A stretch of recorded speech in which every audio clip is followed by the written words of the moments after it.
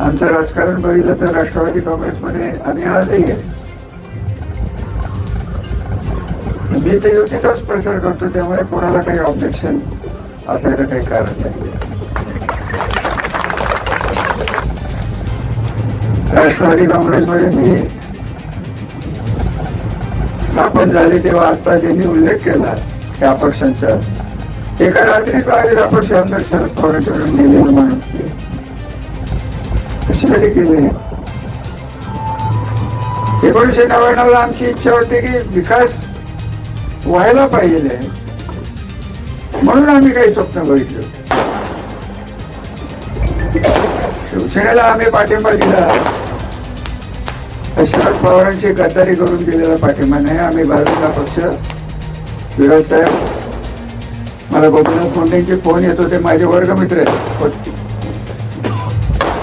मी म्हटलं मी मुंबईला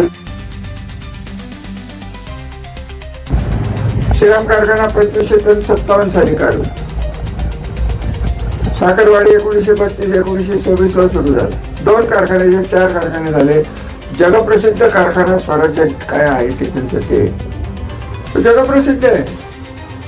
त्याची कारण तुम्हाला मी बोलणार आहे, आज न उद्या बोलणार. त्यांनी शेवटचं सगळं ते 100% बोलणार.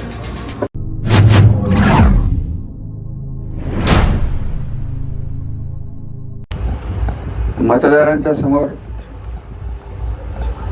महिलांच्या समोर, मुलांच्या समोर, तरुण मुलांच्या समोर, मुलींच्या समोर इलेक्शनसाठी मत तर मागायला मी आलेलोच. 1991 डिसेंबरच्या 17 डिसेंबरच्या आसपास मी खरं नगराध्यक्ष झालो, मला वाटतं, असं मला तरी आठवतं. 1991 ते 2009 वर्ष आणि पुढची 25 वर्ष, 35 वर्ष अखंड पैठण तालुक्यात तत्कालीन जे काही दोष होते, राजकीय क्षेत्राचे दोष होते, भविष्याचा वेध घेतला जात नव्हता, सत्तेचं राजकारण, एकमेकाची पाय ओढायची तयारी, याच्या पलीकडे सर्वसामान्य माणसाचा विचार होत नव्हता. आणि हे ओळखून शिवाजीराजांनी म्हणजे संजीवराजांच्या वडिलांनी आम्हाला तिघांना एकत्र आणलं. पिट्टूबाबा आणि संजीवबाबा तर लहान होते, मला वाटतं पलटणला शिकत होते किंवा पुण्यात होते. मी होतो पलटण, मी सिम्बायसिस कॉलनीमध्ये नोकरी करत होतो. रविवारी जात होतो, गुरुवारी परत येतो, शेती बघत होतो, इतर काही गोष्टी बघत होतो पलटण एज्युकेशन सोसायटी. हा माणसा या पिढीची पार्श्वभूमी आहे. दुसऱ्या राजकारणावर मी तुम्हाला जास्त बोलायची माझी इच्छा नाही, कारण जे होऊन गेलं. जे चुकत होतं ते आपण सुधारलं. सत्ता ही सर्वसामान्य माणसाच्या पायाशी लोळत गेला पाहिजे. त्यांच्या विकासाची खात्री त्यांना द्यायला लागणार आहे. कायदा सुव्यवस्था, शांतता या नित्य काळात, नित्य दैनंदिन काळात लोकांच्या पर्यंत पोहोचवायला लागणार आहे, याची जाणीव मला होती. आणि ही जाणीव आमच्या घराचे जे संस्कार आहेत या संस्कारातनं आमच्या सगळ्यांच्यावर घडलेली. आमचं राजकारण बघितलं तर राष्ट्रवादी काँग्रेसमध्ये आम्ही आजही आहे. मी तर युतीचाच प्रचार करतो, त्यामुळे कोणाला काही ऑब्जेक्शन असायचं काही कारण नाही. मी काय बाहेरच्या कुठल्या युतीच्या, महायुतीच्या बाहेरचा प्रचार करत नाही. म्हणजे स्पष्ट 1, 2, 3, 4, 5, 6 पत्रकार इथं बसले, सगळे तुमचे कॅमेरे. मी उभं राहिल्यावर कोणी ऑफ करायला नसेल असं मला वाटतं. लग्नाने ती ऑफ करून मला दाखवण्यापुरतं करू शकतो. तुमच्या समोर मी सांगतो, कमळ हे राष्ट्रीय पातळीवरचं चिन्ह आहे. भारतीय जनता पार्टीचे विचार कोणाला पटवत न पटवत, कोणाला पचवत न पचवत, कोणाला आवडत न आवडत, विचाराने केलेली ही पार्टी वाढलेली आहे, विचाराने केलेली ही पार्टी. राष्ट्रवादी काँग्रेसमध्ये मी स्थापन झाले तेव्हा आता ज्यांनी उल्लेख केला की अपक्षांचा, एका रात्री 22 अपक्ष आमदार शरद पवारांच्याकडे नेलेला माणूस मी. कशासाठी केले?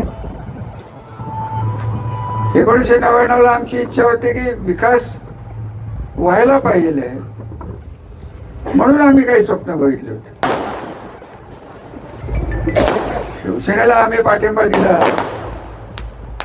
शरद पवारांची गद्दारी करून दिलेला पाठिंबा नाही. आम्ही 22 पक्ष, विराज साहेब, मला गोपीनाथ मुंडेंचे फोन येत होते, माझे वर्गमित्र होते. मी म्हटलं मी मुंबईला आले, श्रीराम कारखाना 2500 टन 57 साली काढला. साखरवाडी 1932 1926 ला सुरू झाला. 2 कारखान्याचे 4 कारखाने झाले. जगप्रसिद्ध कारखाना स्वराज्य काय आहे ते त्यांचं, ते जगप्रसिद्ध आहे. त्याची कारण तुम्हाला मी बोलणार आहे, आज ना उद्या बोलणार आहे. शेवटचं सगळं ते 100% बोलणार. सगळं केलं, याचे डायरेक्ट परिणाम फलटण शहरावर झाले की नाही? दिगंबर कुठे तुझं त्या काळी तू धंदा करत होता की नाही मला आठवत नाही. धंदा वाढला की नाही एवढं सांग. केलं नाही म्हणजे केलं नाही, काय केलं नाही हेच मला कळत नाही. काय करायचं राहिले? पालखी मार्ग यांनी केलं. यांनी आजही मला सांगावं नीरा देवघर धरण आणि बाटघर धरण कुठल्या 2 नद्यांच्या नावं मला सांगावं. त्यांना काही हे माहित नाही. ही मंडळी काहीही आयत्या पिठावर रेघा मारण्याचा जो धंदा यांनी केला असेल तो तेवढा आम्ही केला नाही. आम्ही गहू लावले, गव्हाला पाणी दिलं, गव्हावर कीड येणार नाही हे बघितलं आणि त्याचं पीठ करून आम्ही त्याच्यावर लाईनी मारल्या, भाकऱ्या वाजल्या आणि तुमच्यासमोर ठेवल्या. एवढं तर नक्कीच केलंय. शहरापुरतं बोलायचं झालं तर तुम्हाला अजून 20 वर्ष पाण्याची कमतरता राहणार नाही एवढं करून ठेवलं. 20 वर्ष. रस्त्यावर खड्डे बी पाडले. 5 वर्ष झाली आमच्या नगरपालिकेच्या, पंचायत समितीच्या, जिल्हा परिषदेच्या सत्ता गेल्या. 5 वर्ष पूर्ण झाली. प्रसंग आणला गेला. जुना सीओ होता त्याला ब्लॅकमेल केला. आपण तुमच्या गल्लीतनच त्याला ब्लॅकमेल झाला. मी नाव घेणार नाही, तुम्हाला सांगेन मी काय झालंय. बेंद्रे सर, या माणसाचं काही मला नाव घ्यायचं नाही. सीओला मी फोन केला, अहो पाऊस पडला, एवढे सगळे खड्डे आहेत, फला नाही, चला नाही, अमुक आहेत, तमुक आहेत, तुम्ही खड्डे का भरत? 14, 15, 20, 25 कोटी रुपये नगरपालिकेच्या तिजोरीत होते. सरकारवर अवलंबून राहण्याचे आपले दिवस नव्हते. आपल्याकडे हे होत, स्वतःचा स्वनिधी होता. रस्ते तरी बरं, कमी कमी खड्डे तरी बुजवा. ते म्हणाले माजी खासदार सध्या आणि सध्याचे आमदार आणि पावशेर डोका असलेला शमशेर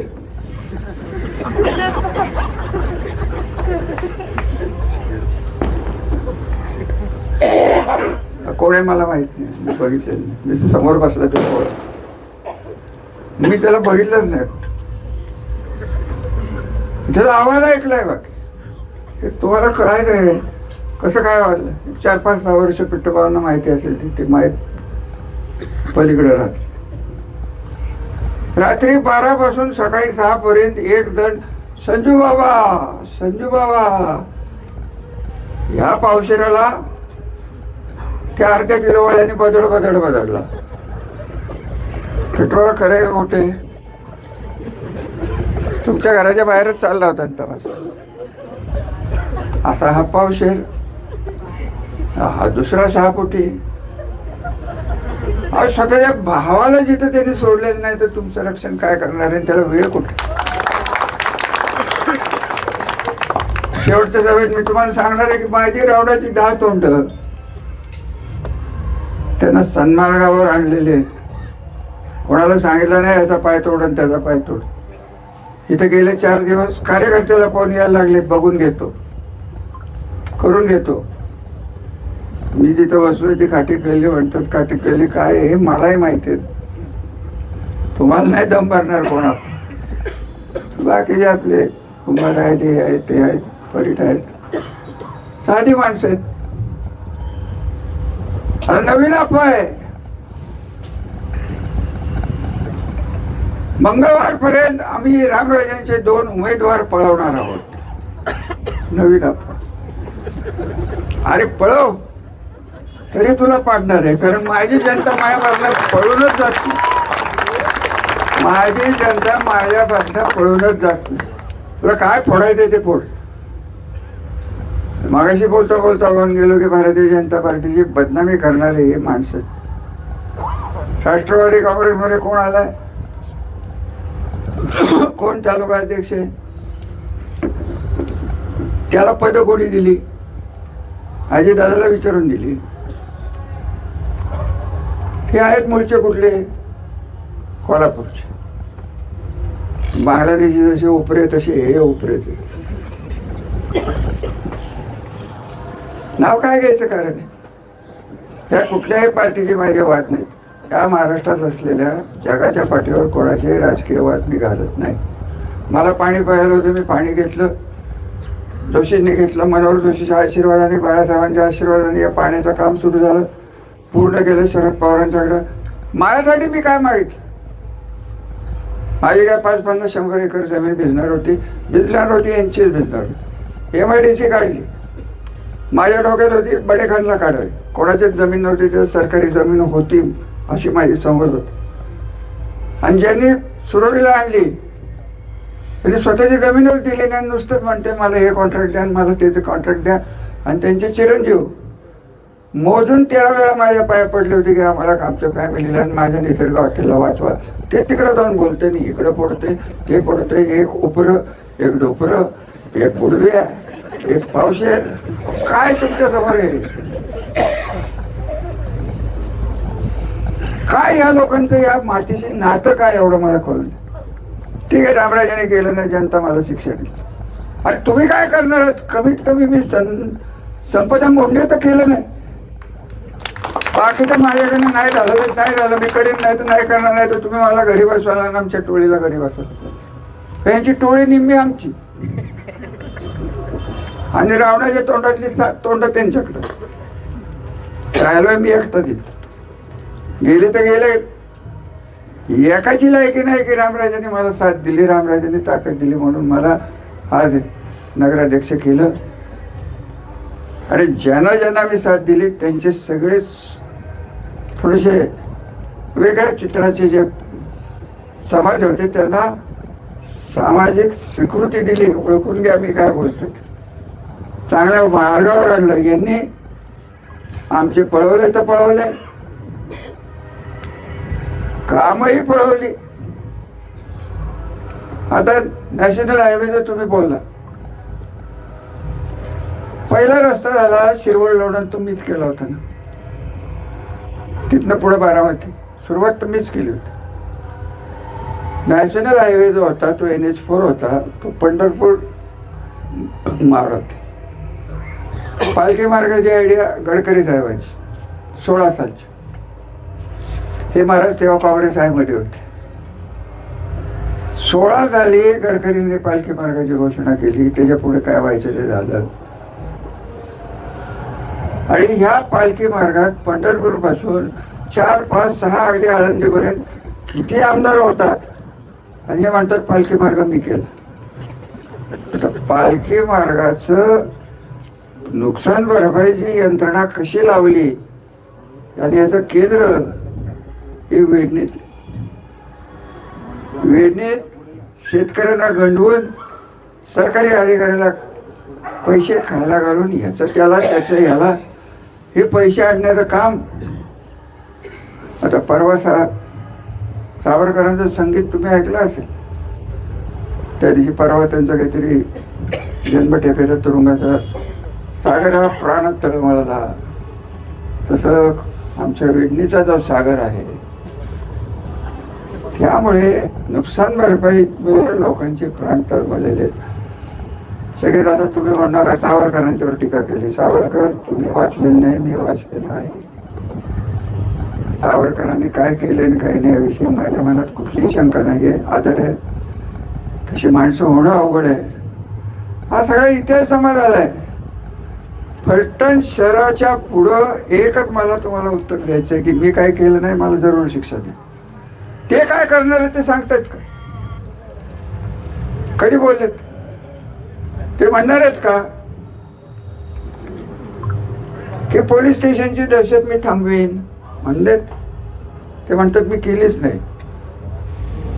तो गेंडा 4 कोटी रुपये खाऊन कशाला आणला होता? अहो हे टेबल आहे ना, अजून एक जोडायला लागत होत. असं खुर्च्या असते तर 3 खुर्च्या एकत्र घ्यायला लागतात. डॉक्टर साहेब तुम्ही माझे आभार माना. तुम्हाला आता आपली इलेक्शनचा रिझल्ट कधी आहे? 2 खोल्या तयार करून ठेवा, एअर कंडिशन्ड हॉस्पिटलमध्ये आहेत ना. पेशंट ठरलेले आहेत. काळजीच करू नका आप्पा, नीट काळजी घ्या. काय असतं राजकारणात? काम करणं, विकास करणं, त्याही पेक्षा इलेक्शनच्या दृष्टीने मूर्ख विरोधक कसा घ्यावा हे डोकं रामराजांच्याकडे फार मोठं आहे. आणि हे मूर्ख विरोधक आहेत, असे मूर्ख आहेत, काही केलेलं नाही.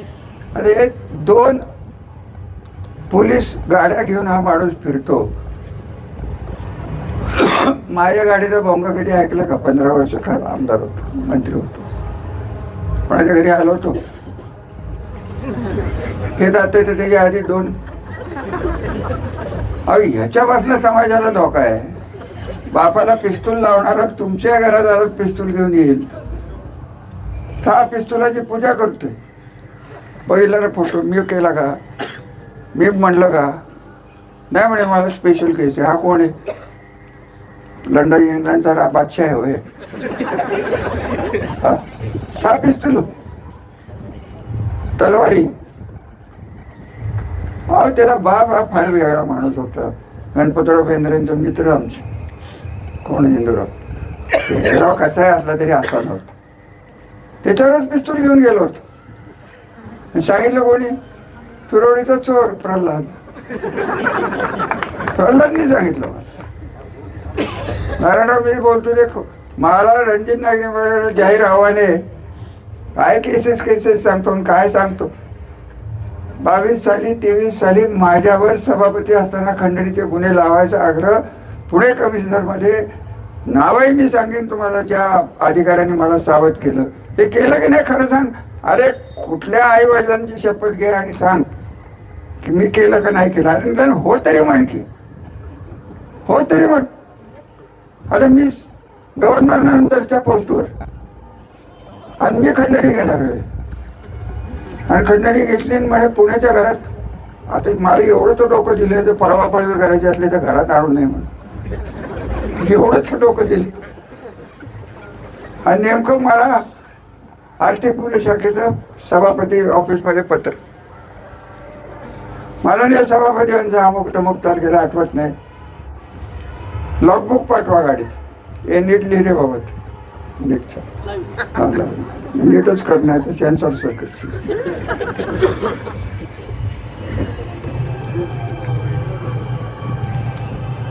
लॉगबुक द्या.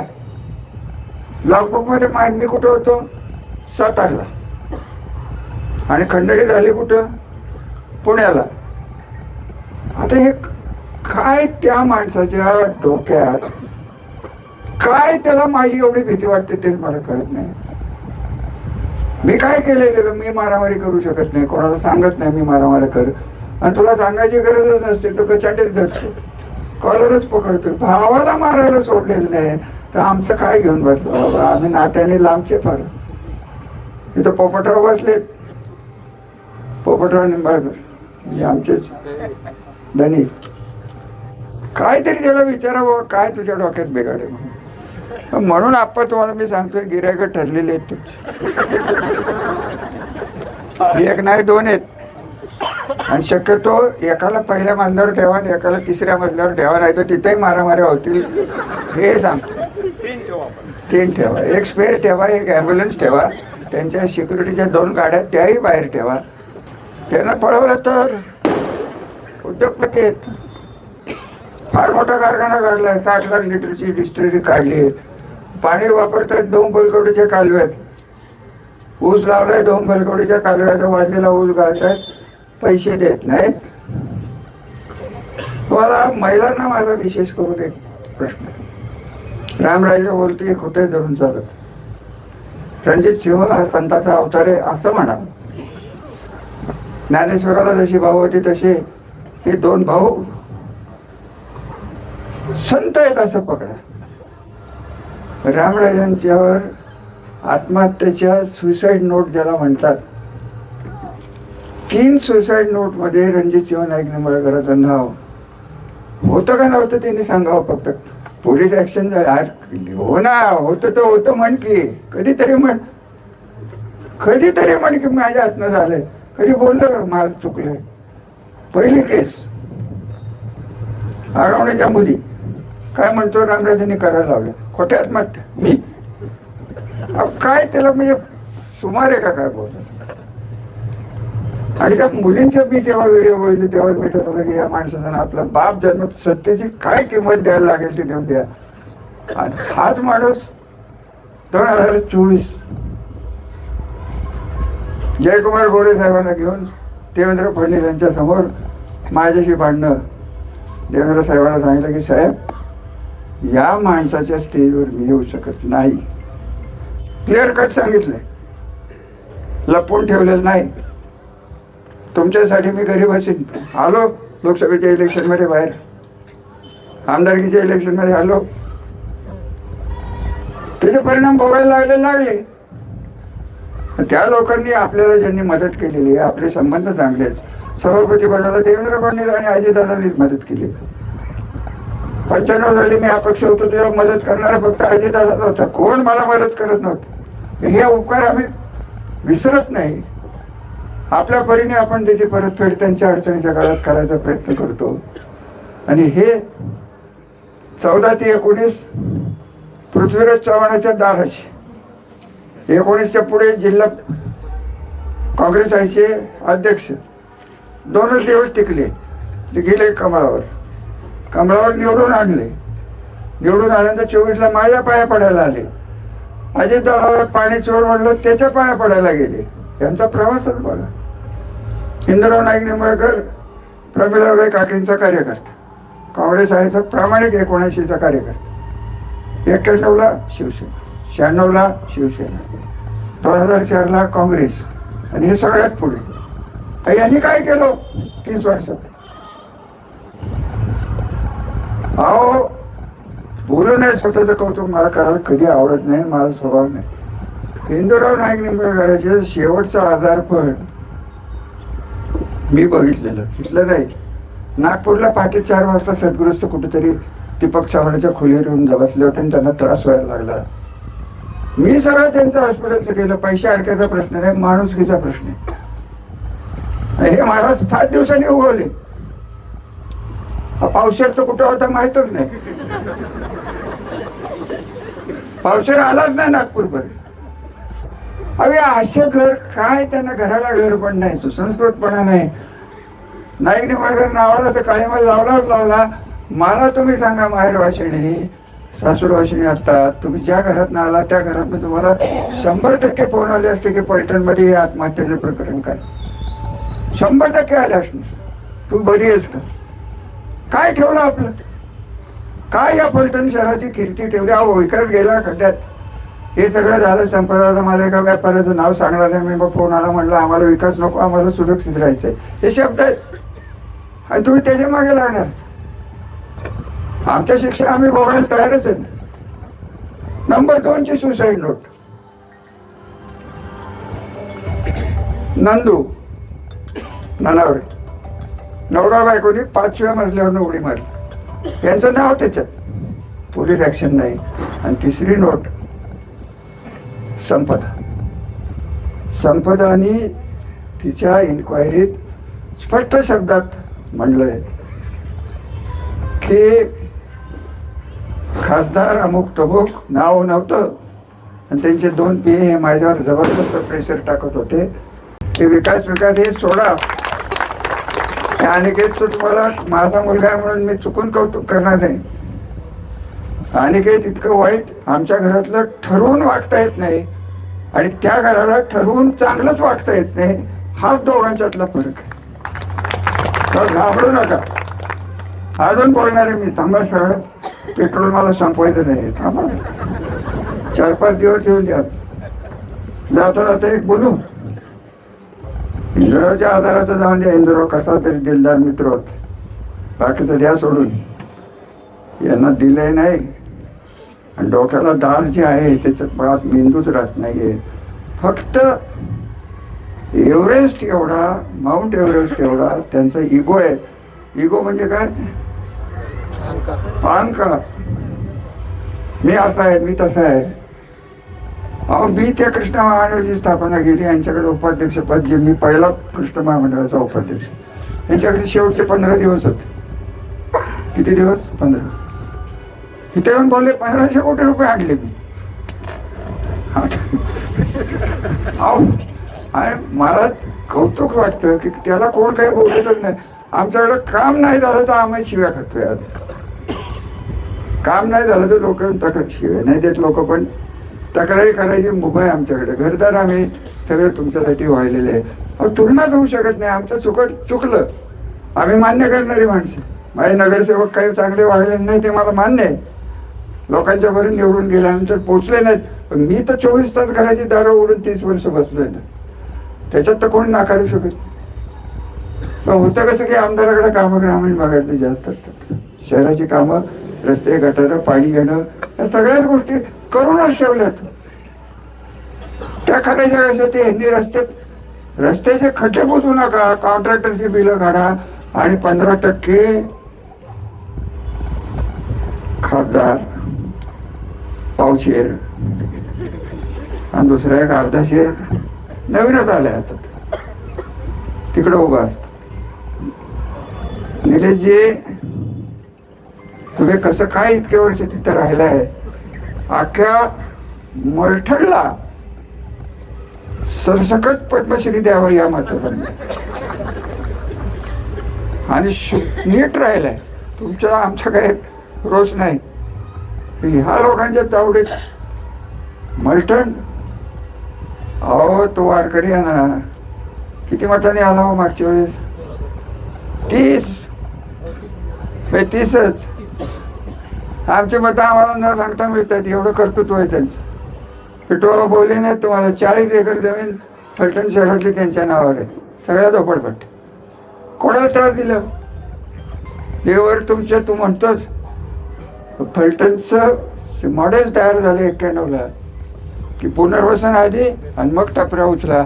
अख्ख्या महाराष्ट्रात फक्त फलटण राबवू शकला. आम्ही ठरवलंच होतं की झालं हे चुकलं, अतिक्रमण केलं गेलं चुकलं. माणूस काय मुद्दाम करतो? पोटासाठीच करतो. भागत नव्हतं म्हणून करतो. त्याला एकदम उघड्यावर कुठं टाका. यांनी काय केलंय काय एवढं सांगा? काही केलेलं नाही, फक्त बोलतात. आणि काय आहे, शिक्षण प्रचंड आहे त्यांचं. शिक्षण काय आहे माहिती आहे का साहेब? तुम्ही तर महिला आहे ना, तुमच्या घरी मिक्सर आहे का? आहे ना. नादुरुस्त झाला तर माझी खासदाराला बोलवा. तेवढंच शिकली. डिप्लोमा असतोय. पावसाळ्यात काय शिकलाय तर मला माहितच नाही. जो काय शिकला असेल तो कॉपी करूनच शिकला असणार आहे याच्यात मला पूर्ण खात्री आहे. आणि माणसं नाहीत. या माणसाला संस्कार नाहीत, नाती नाहीत आणि सगळ्यात वाईट माणुसकी नाही. काय त्याला माझं करायचं ते करून द्या. मी झेपलो. मी एक केस झेपली. तुम्हाला सांगायलाच राहिलं. या विषय काढला तिथं देवेंद्र साहेबांच्या मीटिंगमध्ये. देवेंद्र साहेबांना उठून म्हणाले रामराजे मीच तर थांबवलं होतं. म्हणजे मी तर खोटं बोलत नाही. आता देवेंद्रही खोटं बोलतो. ते साहेब. आणि म्हणून मी नेहमी म्हणतो की देवेंद्र साहेबांच्या न्यायबुद्धीवर माझा विश्वास. माझ्या स्वतःवरच केस सोडून दिली नाही ना त्यांनी. यांचं काय असतंय? केस करायची, आत टाकायचं. आता एकमेव उदाहरण आहे, मी काय त्या आगवण्याचा भक्त आहे ना आगवणे माझा कार्यकर्ता आहे असा विषय नाही, परंतु जी काही वकिली मी थोडीफार केली आहे, 17 केसेस लावला, एक बेल झाला की गाडी बाहेर उभी दुसऱ्या केस. हे माणसाला छळायचं किती आणि पोलीस यंत्रणेने गुलाम व्हायचं किती, ह्याचा कुठंतरी आपल्याला मागोवा घ्यायला लागणार आहे. आगवण्याचं बघून घेतील, मला काय घेणं देणं नाही, पण त्यांच्या मुलींचे ऑक्सिजन लावलेले चेहरे आजही माझ्या मनातनं जात नाहीत. कोणाच्या मुलाबाळांच्यावर हा प्रसंग येऊ नये या मताचा मी आहे. आणि अशा लोकांना जर तुम्ही जर नगरपालिका देणार असाल तर आमचे हातपाय गळटणार नाहीत, तर शक्ती कमी होईल. माझी शक्ती गेलेले नगरसेवक होऊ घातलेले नगरसेवक हे नाही आहेत, हे माझे प्रतिनिधी आहेत. माझी शक्ती ही समोर बसलेली आहे आणि ही शक्ती जोपर्यंत माझ्या मागे आहे तोपर्यंत हा नाही, याची बाप जरी आला, कोणाला येऊन दे, दिल्लीवरनं आणून दे, गल्लीतनं आणून दे, कुठनं आणायचे तिथनं आण, माझे लोक जोपर्यंत तोपर्यंत रामराजे गप बसणार नाही. तुमची सुरक्षितता, तुमची शांतता, तुमच्या मुलांचं भविष्य काय केलं. 7,000 मुलं कमीच नोकरीला आहेत, पगार वेळेवर होत आहेत. पिटुबा बोलले खरं आहे, 14 आणि 20 कोटी बाजारपेठेत जे यायला लागले, तर बाजारपेठ काय त्यांनी चालवली. व्यापाऱ्यांना दम, ह्याला दम, त्याला दम. स्वतः काय केलं, कमीच आणली तर आणली. आमच्याला कॉन्ट्रॅक्ट मिळत नाही, ते बोरवल्याला मिळतात, ते पळालं तिकडं. लॉक कट, अभिमानाने आमदार सांगतो की मी लॉक केलं. काय बोलायचं. अहो, या जागतिक पातळीवरच्या